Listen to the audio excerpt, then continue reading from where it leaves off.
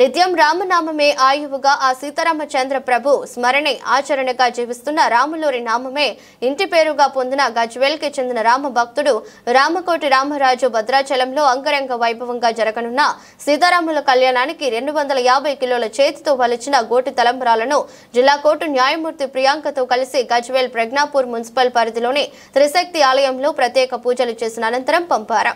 ఈ సందర్భంగా న్యాయమూర్తి ప్రియాంక మాట్లాడుతూ హిందూ ధర్మ రక్షణకు అందరూ కలిసి చేయాలన్నారు. కృషి చేయాలన్నారు.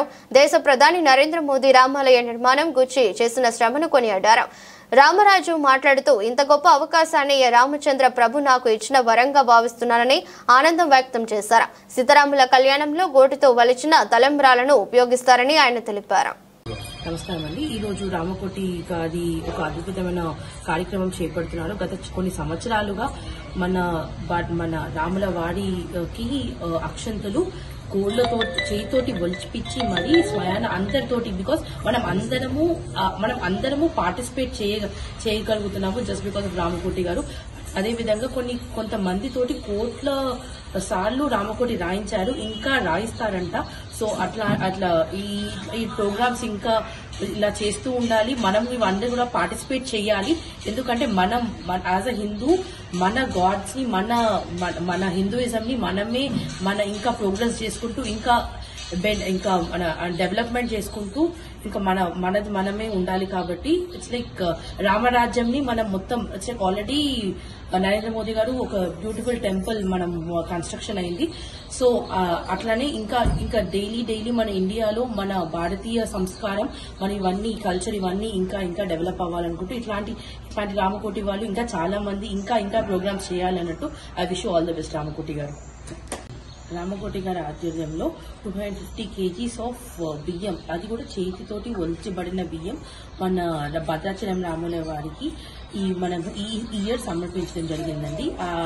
ఆ క్రెడిట్ మొత్తం రామాంజనేయుల వారి. ఎందుకంటే అవన్నిట్లో మనం కూడా పార్టిసిపేట్ చేశాము.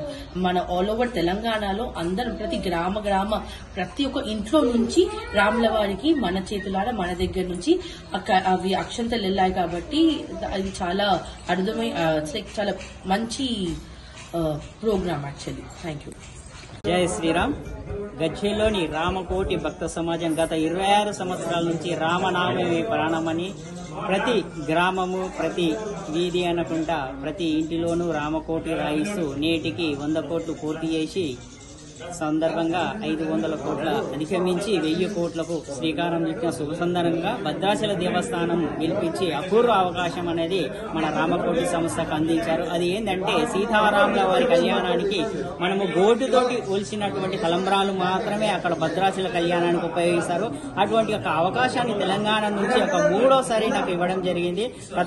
ప్రథమసారి 20 కిలోలు, రెండవసారి 150 కిలోలు, ఇప్పుడు ఈ సంవత్సరం 250 కిలోల గోటి తలంబ్రాలు తెలంగాణ రాష్ట్ర వ్యాప్తంగా అన్ని జిల్లాలు అన్ని గ్రామాలలో పల్లెటూళ్ళలో కూడా అందరినీ వందలాది మందిని కూర్చుండబెట్టి రామనామ స్మరణ చేస్తూ ఆ యొక్క సీతారామచంద్ర వారి కళ్యాణానికి వెళ్లలేకపోయినా మేము వెలిసినటువంటి తలంబ్రాలు యొక్క కళ్యాణానికి చేయడము ఎన్నో జన్మాల పుణ్యఫలమని భక్తులు భావిస్తూ ఆ యొక్క భక్తుల కోరికలు నెరవేర్చుకుంటూ ఆ రాముడే నా ఎదురుగా ఉన్నాడు అన్నట్టుగా ఊహించుకుంటూ ఆ యొక్క గోటితోని ఒడ్లు ఉంచి అందించడం జరిగింది. ఇవి ఈ రోజు భద్రాచల కళ్యాణానికి 250 కిలోలు అందజేస్తున్నాము.